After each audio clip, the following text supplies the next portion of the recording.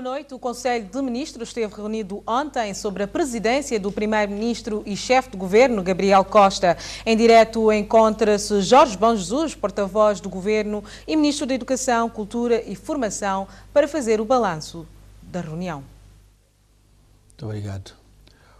O Conselho de Ministros esteve reunido em sessão ordinária no Palácio do Governo no dia 17 de outubro de 2013, sob a presidência do Primeiro-Ministro e chefe do governo, Gabriel Arcanjo da Costa. No cumprimento da agenda de trabalhos estabelecida para a sessão, importa salientar o seguinte.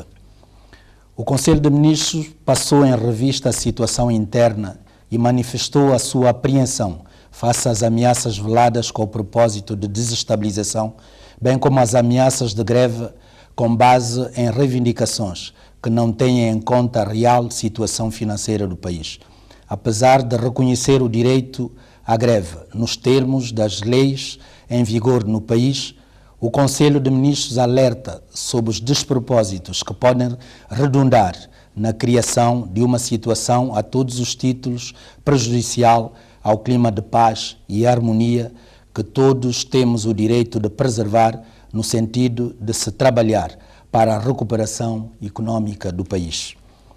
Relativamente à onda de especulações existentes sobre a questão dos barcos detidos, o Conselho de Ministros abordou a necessidade de clarificação. Com efeito, uma proposta foi apresentada pelo Governo nas negociações com os representantes dos barcos, proposta essa que foi acolhida pelo representante do proprietário do navio Marida Melissa e acatada. No concernente à pena acessória aplicada na sentença judicial relativamente à carga a bordo do navio do JIT Integrity, ficara sublinhado que esta manter-se-ia, ou seja, a carga encontrava-se irreversivelmente perdida a favor do Estado santomense, não constituindo a referida mercadoria objeto de negociação. No entanto, a Stenoil mantém a sua intransigente atitude em não reconhecer a soberania do Estado santomense sobre o seu território terrestre e marítimo e as leis do seu direito interno, preferindo persistir nas suas comunicações numa atitude de desrespeito a um Estado soberano e de permanente ameaça em promover uma campanha para boicotar a ajuda internacional ao Estado santomense. Por conseguinte, deixou de existir quaisquer condições para manter o diálogo que o governo vinha tendo com a sociedade Stenoil e o proprietário do navio do JIT Integrity.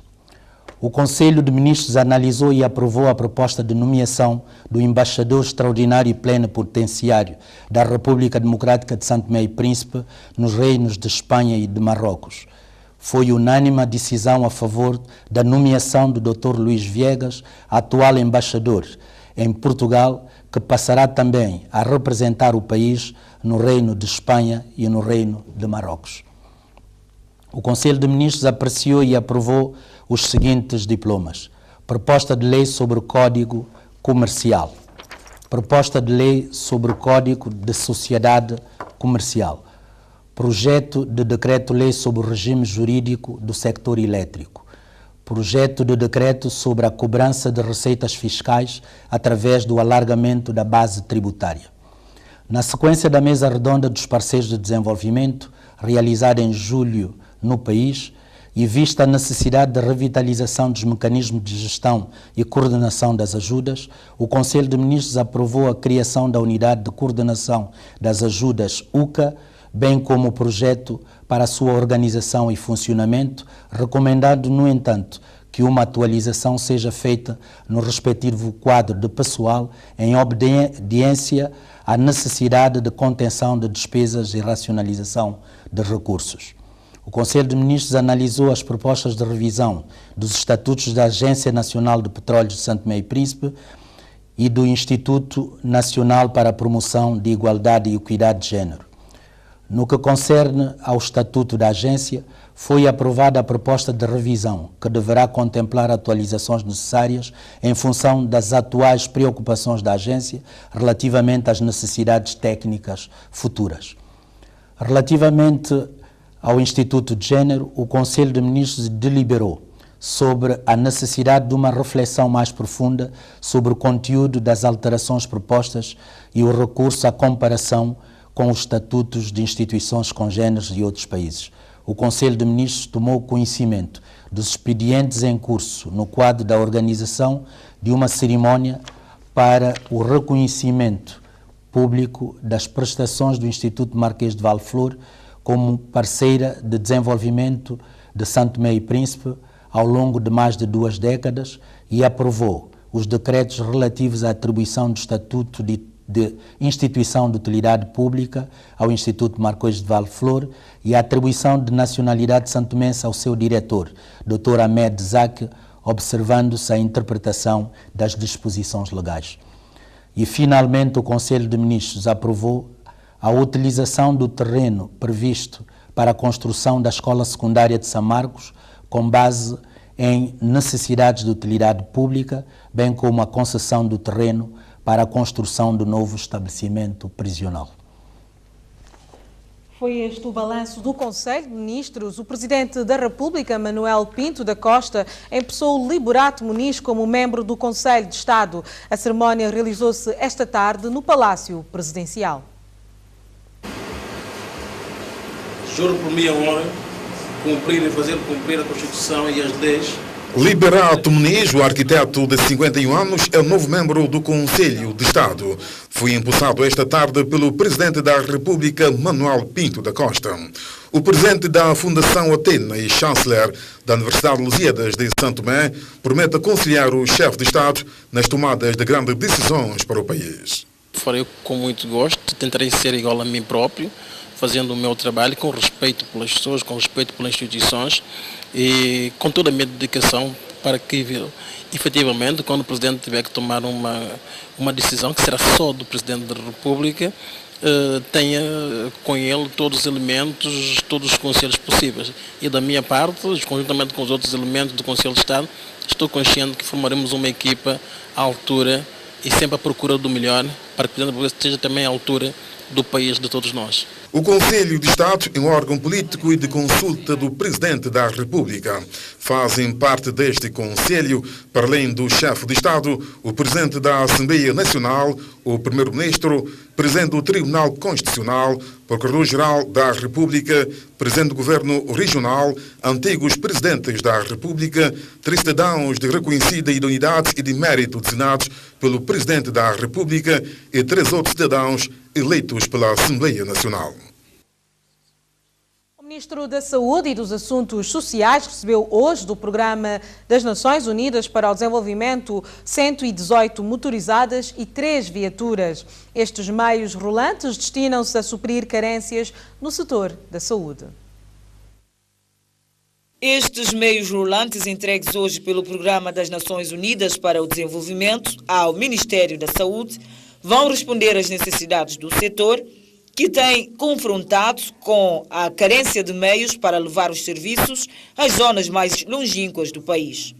O Programa Nacional de Luta contra a Tuberculose, a Malária e o HIV-Sida serão os privilegiados com esta oferta. Provar mais uma vez a solidariedade que a cooperação internacional tem com o plano de combate da malária, do HIV e da tuberculose. Nesta altura, queremos apresentar 3 viaturas que irão aumentar o parque do Ministério nesta luta que pretendemos para erradicar a malária, em particular, do país até 2015. Por outro lado, temos também a entrega de 118 motorizadas que irão reforçar o esforço do Ministério com os cuidados primários da saúde, aumentando a capacidade dos funcionários do Ministério. São mais de 118 motorizadas de marca Yama e 3 carrinhas de marca Hilux.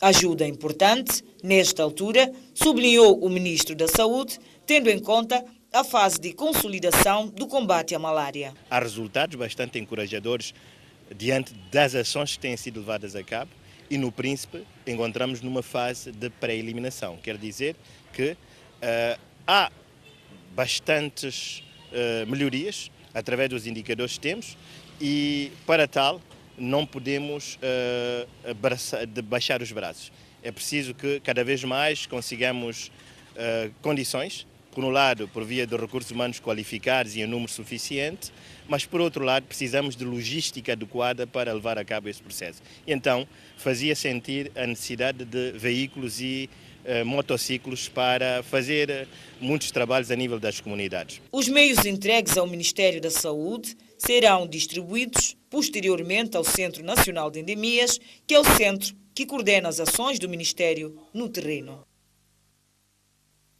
Arrancou hoje o 3º Congresso Nacional sobre as Tecnologias de Informação e Inovação.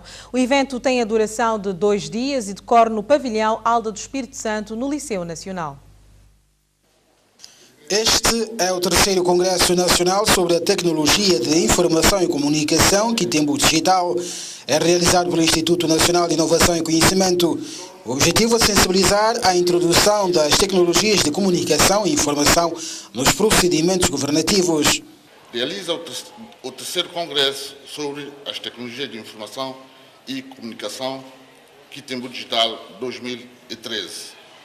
Com o propósito de sensibilizar os órgãos de decisão para o poder transformar das tecnologias de informação e comunicação, quando integrados de forma coordenada nos processos e procedimentos governativos e seguidos de políticas de inclusão, geram um maior nível de eficácia e eficiência na administração pública, disponibilizando mais e melhores informações e serviços ao cidadão e contribuindo para uma maior participação dos cidadãos nas decisões importantes do país, concorrendo desta forma para uma maior transparência e maior confiança entre os governados e os governantes. Mas, segundo Inocêncio Costa, obstáculos regulamentares e legais, financeiros e tecnológicos têm condicionado o interesse do governo eletrônico.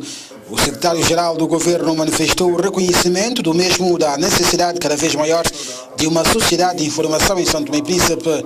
Por isso, o governo, através da INIC, apresenta o projeto STP em rede. O governo, através do Instituto de Inovação e Conhecimento, apresenta o projeto STP em rede, que contém programas de atuação para o desenvolvimento da sociedade de informação. Foi com este sentido que o país aderiu ao cabo óptico, a fibra óptica submarina. A utilização da telemedicina pelo nosso Hospital Central Dr. Aires Menezes é outro exemplo de esforço nacional para aproveitamento de serviços propiciados pelas novas tecnologias, embora seja sempre necessário sublinhar a comparticipação dos nossos parceiros para que essas iniciativas se efetivem. Por isso, o governo se manifestou aberto a apoiar iniciativas com vista aos desafios do mundo globalizado e das necessidades de uma sociedade de informação. Quero permitir-me reiterar a disponibilidade do governo para prosseguir apoiando iniciativas que nos permitem ir tirando melhor partido das novas tecnologias de informação e comunicação. Quer dizer que estamos conscientes da necessidade de investirmos em meios materiais e equipamentos, temos consciência da necessidade de investirmos na formação dos nossos quadros, temos necessidade de investir em informação e conhecimento. Este congresso com o tema As Tecnologias de Informação, Comunicação e os seus impactos socioeconômicos decorre no pavilhão Alda do Espírito Santo durante 2 dias. O governo brasileiro doou hoje ao país 180 toneladas de arroz, um donativo que visa apoiar o Programa Nacional de Alimentação e Saúde Escolar. Ainda no âmbito do reforço deste programa, o Programa Alimentar Mundial ofereceu uma viatura e materiais informáticos.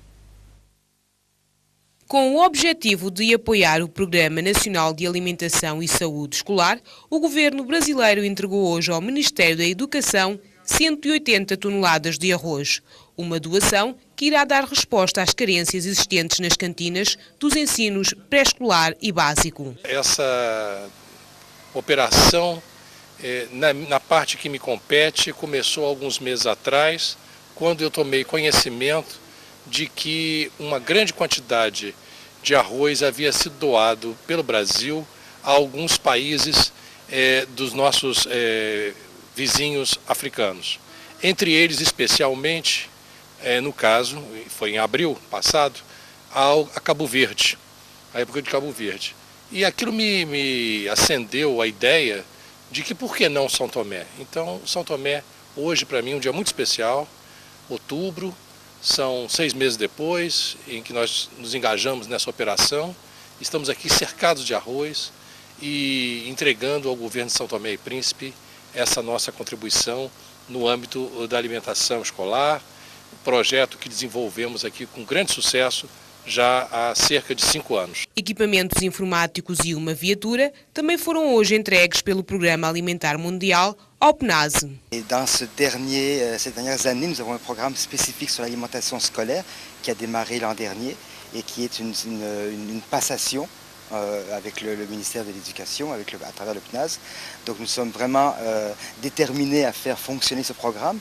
Donc avec la contribution des ordinateurs, de tout l'équipement informatique, le véhicule, et en étant aussi soutenu par le Brésil pour pouvoir assurer une contribution en riz et chercher maintenant a continuer o programa da mesma forma. As doações realizadas pelo governo brasileiro e pelo Programa Alimentar Mundial reforçam não só a qualidade de alimentação das crianças nas escolas, mas também irão garantir um melhor desempenho escolar das mesmas. Permita-me testemunhar a gratidão e reconhecimento do governo santomense pela qualidade do apoio e solidariedade prestados, o que permite sedimentar conquistas sociais e uma verdadeira cultura alimentar, escolar, saudável e sustentável.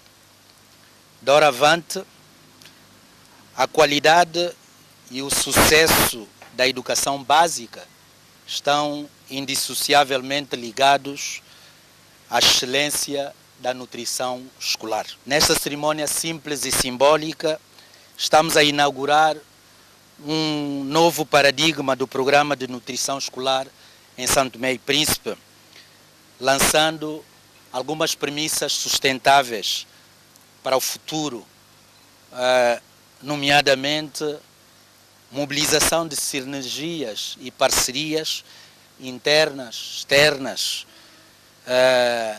público-privadas, mobilização da cooperação bilateral e multilateral.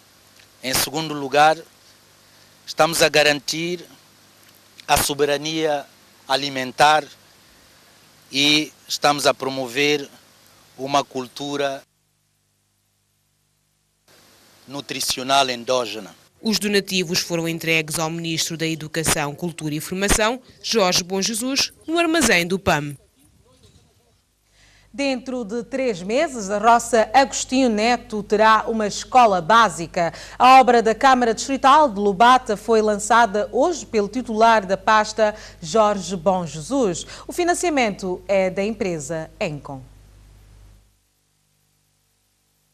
3 salas de aula, 2 gabinetes, sala de professores e 3 casas de banho. Este é o projeto inicial da Escola Básica de Agostinho Neto. A infraestrutura, que vai chamar-se Dr. Agostinho Neto, cujo lançamento da primeira pedra aconteceu hoje, deve ficar concluída dentro de 3 meses. O simbolismo do lugar onde nós estamos, e essa escola vai se chamar Dr. Antônio Agostinho Neto.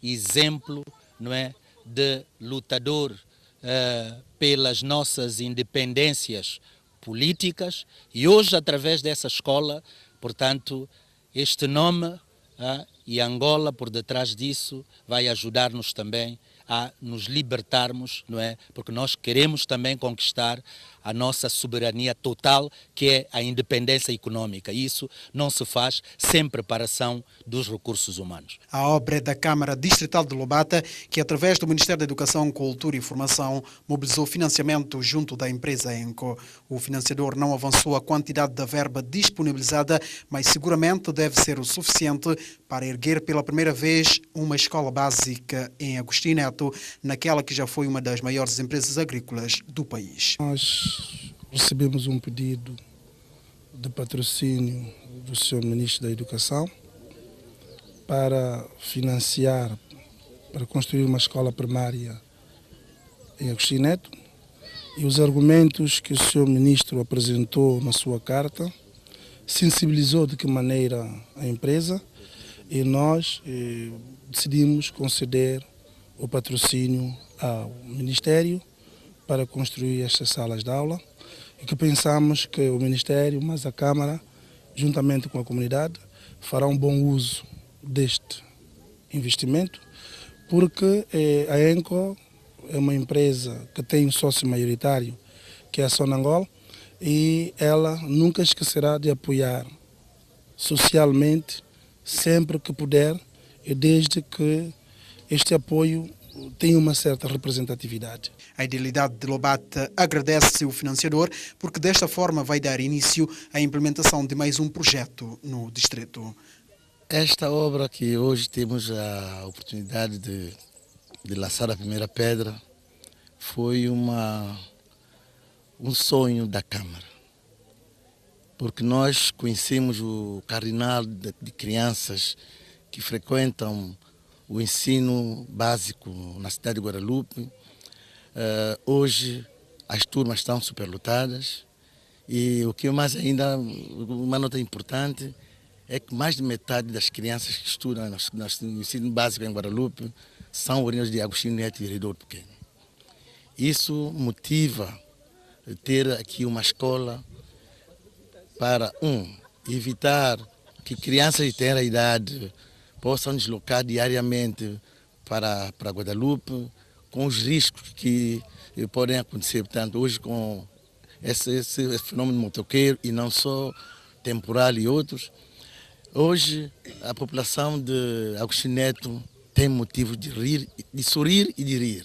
É um sonho esperado por todos, é a pretensão da comunidade que isso se materialize o mais rápido possível, para também dar um pouco mais de qualidade de vida às nossas crianças e também dotá-las um pouco mais de sonho, para que o ensino chegue e cumpra aquela premissa constitucional de que educação para todos. Educação só pode ser para todos se ela chegar, ir ao encontro dos educandos. Do contrário senso, seria mera ficção jurídica e não se pudesse materializar na prática. Hoje podemos dizer que estamos a iniciar uma fase, esperemos que ela prontamente essa obra termine e assim podemos ver inaugurado e consequentemente o início das aulas nesses espaços. A obra está ao cargo da empresa Improi. A Câmara Distrital de Água Grande promoveu na manhã de hoje um fórum de participação pública sobre o plano de acessos sustentáveis e sinalização do distrito. O levantamento que se pretende fazer a partir deste fórum de participação pública para o plano de acessos sustentáveis e sinalização do distrito de Água Grande visa levantar e sinalizar todos os acessos locais do distrito. Para a materialização desta ação, o Poder Local de Água Grande quer a colaboração de toda a sociedade santomense. O workshop de hoje é mais um passo desta idilidade para que a participação pública se concretize cada vez mais neste distrito, tendo em conta que nos dias que correm a transparência nas ações do Poder Local é um bom caminho para a governança pública do século XXI.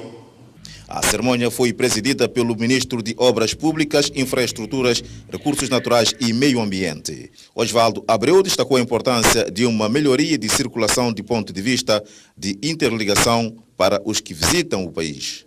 Nós estamos na porta da entrada do país e é imprescindível que façamos do mesmo, ou da circulação do mesmo, a forma ou de maneira mais fácil e mais conveniente possível, e assim realçar melhor a beleza do nosso país. Felicitar a Câmara de Água Grande pelo trabalho que vem fazendo em benefício das populações. Este é o nosso caminho, a parceria é fundamental para que as coisas aconteçam e a inclusão nesses tipos de atividade é fundamental para o seu sucesso. O nosso objetivo fundamental é servir as populações e só de mãos dadas este serviço pode ser sempre melhor. Esta consulta pública sobre o plano acima referido, que esta manhã teve o seu lugar no auditório do Centro Cultural Português, é a última fase do projeto. Estamos em uma última fase do projeto Caldes, que é a realização de um projeto piloto, en este caso un plan participativo. Al ser participativo es el objetivo de estar aquí. Para a conclusão deste projeto, estão envolvidos parceiros como Espanha, Brasil e Costa Rica. O financiamento será garantido pela União Europeia. O primeiro-ministro Gabriel Costa recebeu esta tarde em audiência um representante da Embaixada da Coreia do Sul para São Tomé e Príncipe. Reforço da cooperação entre os dois países terá dominado o tema do encontro entre as partes. No final da audiência, o diplomata sul-coreano não prestou declarações à imprensa. Próxima semana, os trabalhos no terreno para a atualização cartográfica destinada a conhecer melhor a situação das mulheres e das crianças em São Tomé e Príncipe. O inquérito destina-se à avaliação das ações realizadas e planear um desenvolvimento sustentável das crianças são-tomenses.